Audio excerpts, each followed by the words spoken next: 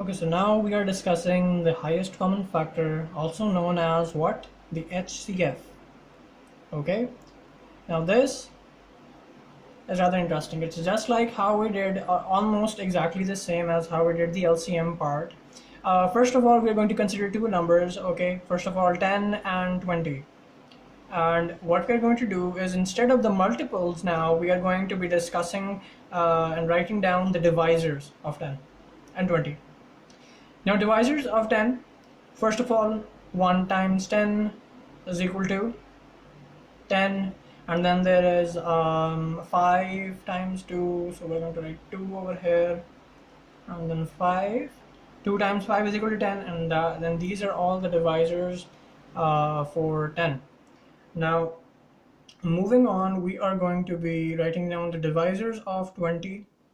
We have 20, and the divisors of 20, first of all 1 times 20 is equal to 20, so that is those two are the divisors. Then we have 2 times 10, we get 20. Then we have 4 times 5 is equal to 20.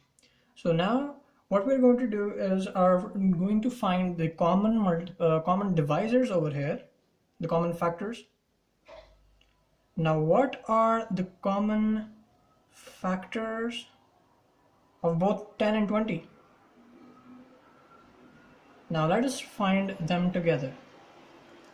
Okay, we have, let's see, 1, 2, we have 5, we have 10. So these are the common factors of 10 and 20.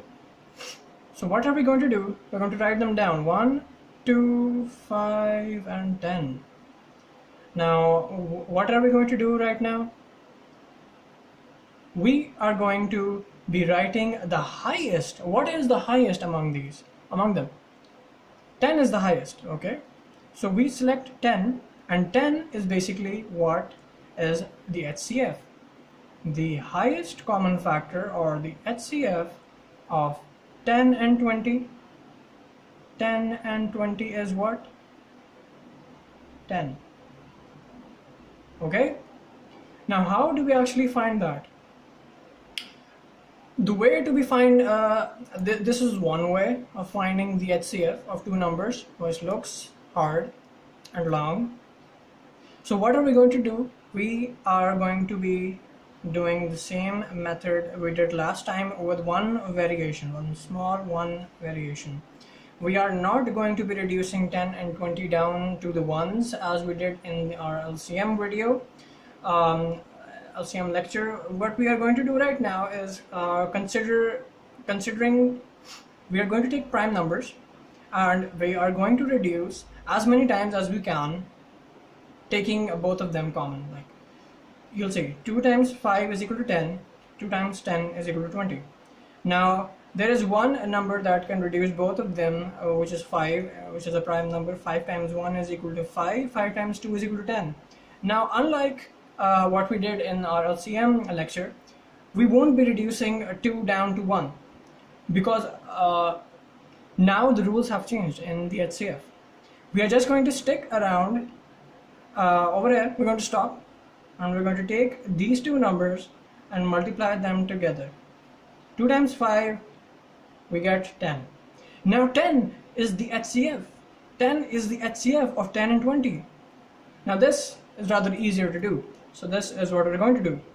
Okay, so 10 is the HCF of 10 and 20. Let's do another example. We have 25 and 30. Let's suppose. What is the one prime number that can reduce both of them right now? 5. 5 times 5 is equal to 25, and 6. Yes. Now is there a number which could reduce both 5 and 6 at the same time without turning them into decimals or something, or fractions? No. So what we're going to do, we're going to stop right over here. We're going to stop. Okay, 5 times nothing, because there is only just one number, 5. So 5 is what? 5 is the HCF of the highest common factor of 25 and 30. And that is all. That is all you need to know about HCF.